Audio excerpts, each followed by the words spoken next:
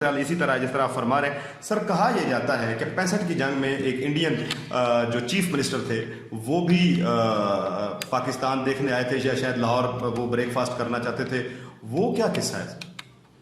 देखिए, 6 सितंबर को जब एयर अटैक हुआ और हमने इंडिया के 4-5 हवाई अड्डे और उस पर खड़े हुए सारे प्लेन को कचरे के ढेर में तब्दील कर दिया, जैसे कराची में आजकल है, तो इंडिया ने ये सोचा कि हम जो ज़मीनी हमले हमने किए हुए हैं वो हम लाहौर में जाकर तो चाय पियेंगे जिमखाना में, नाश्ता करेंगे, जो उनका जनरल कहता, मेजर जनरल एक कह रहा था।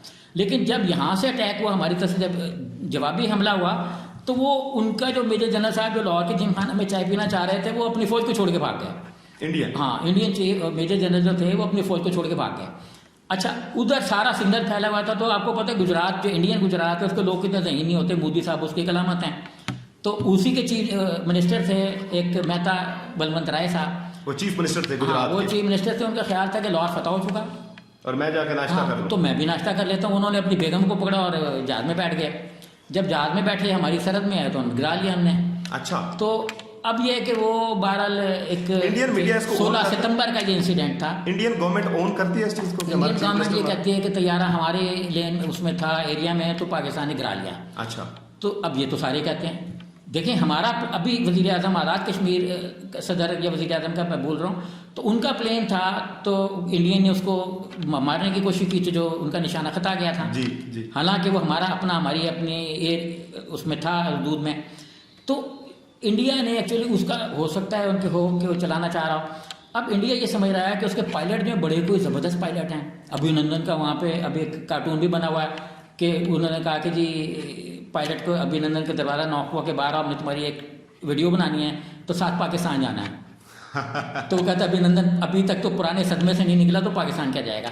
अब इंडिया ने जो हमारे 27 फरवरी को अपने जहाज़ भेजे थे अटैक के लिए, 3-4 उन्होंने जिसको फॉर्मेशंस कहते उड़ाई थी, लेकिन हमारे चीज़ें बिल्कुल सेट थी, तो उनको हमने बड़े अच्छे तरीके से बरवक्त पकड़ लिया। और वो अभिनंदन जो एटॉमिक वेपन्स के लिए ट्रेंड हुआ था, वो हमारी कैद में आ गया। उस वक्त भी 16 सितंबर को जो गुजरात में जहांगीर साहब आए थे, वो भी एक लेटेस्ट मॉडल के बम शम के लिए ट्रेंड किए गए थे। वो भी उनके मोस्ट ट्रेंड थे, जो जहांगीर इंजीनियर के नाम से मशहूर थे। वो भी उनका जहाज भी हमने गिरा लिया था।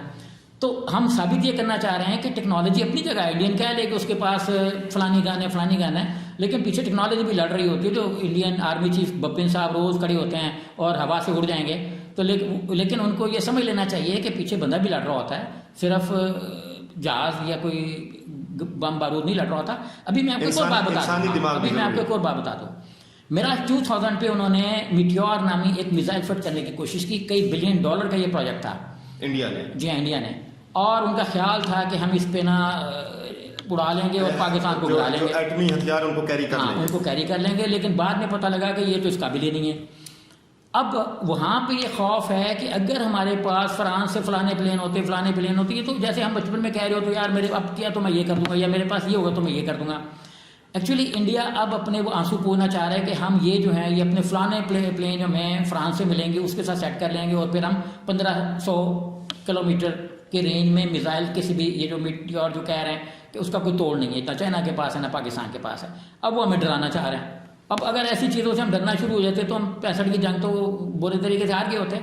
लेकिन ये कि इंडिया बहुत पैसा खर्च कर रहा है अपनी आर्मी को खड़ा करने में, हाँ, और अपनी आर्मी को बनाने में। अब हमारे लिए जो एक रेड अलर्ट होने वाली बात है वो ये है कि पहले इंडिया का साउथ बड़ा ऑक्यूपाई था।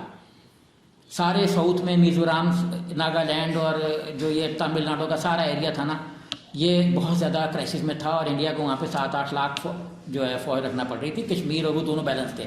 इवन 65 की जंग में भी उन्होंने ट्रेनों पे जो है ना अपने फ़ौज की नकल की थी।